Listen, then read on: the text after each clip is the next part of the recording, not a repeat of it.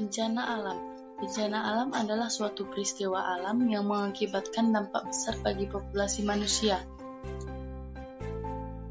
Berikut ini beberapa contoh dari bencana alam seperti banjir, tanah longsor, erupsi gunung berapi, dan tsunami. Penanggulangan bencana. Menurut Pasal 1 Ayat 6 PP Nomor 21 Tahun 2008 tentang penyelenggaraan penanggulangan bencana. Penanggulangan bencana adalah serangkaian upaya untuk mengurangi risiko bencana, baik melalui pembangunan fisik maupun penyandaran dan peningkatan kemampuan dalam menghadapi ancaman bencana.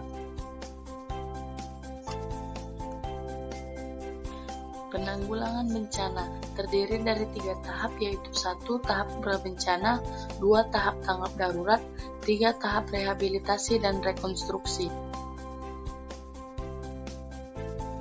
Tahap prabencana. 1. Tahap pencegahan dan mitigasi. Kegiatan yang dilakukan: 1. Membuat peta atau denah wilayah yang sangat rawan terhadap bencana. 2. Pembuatan alarm bencana. 3. Membuat bangunan tahan terhadap bencana tertentu.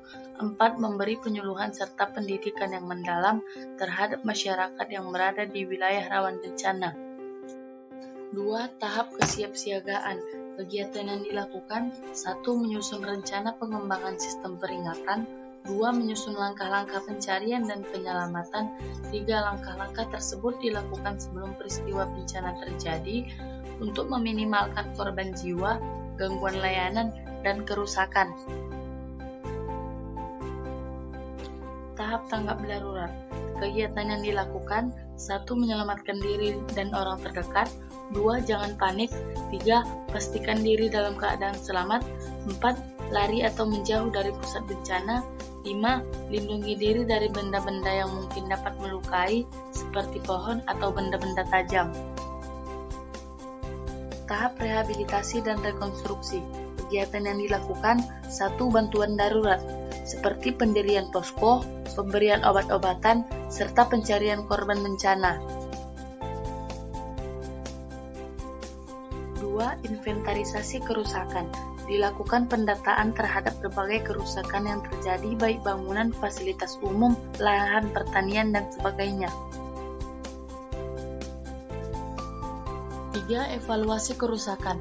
Dilakukan pembahasan mengenai kekurangan dan kelebihan dalam penanggulangan bencana yang telah dilakukan.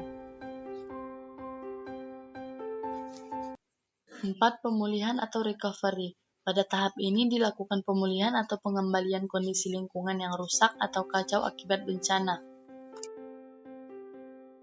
5. Rehabilitasi atau rehabilitation. A. Pencarian dan penyiapan lahan untuk pemukiman yang tetap untuk penduduk. B. Perbaikan fisik fasilitas umum seperti sekolah, rumah sakit, tempat ibadah, dan lain-lain. 6. Rekonstruksi. Kegiatan ini dilakukan untuk perbaikan fisik, sosial, dan ekonomi agar kondisi masyarakat lebih baik dan kembali seperti semula. 7. Melanjutkan pemantauan. Kegiatan yang dilakukan melakukan pemantauan untuk terus-menerus untuk meminimalisir dampak bencana seperti sebelumnya.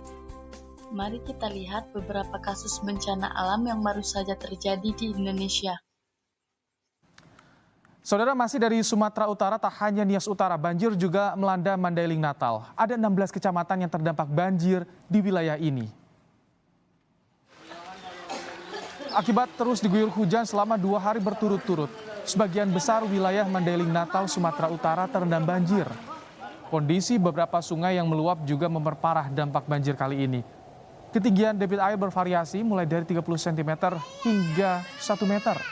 Warga yang menjadi korban banjir berharap adanya bantuan stok makanan dan air bersih di lokasi pengungsian.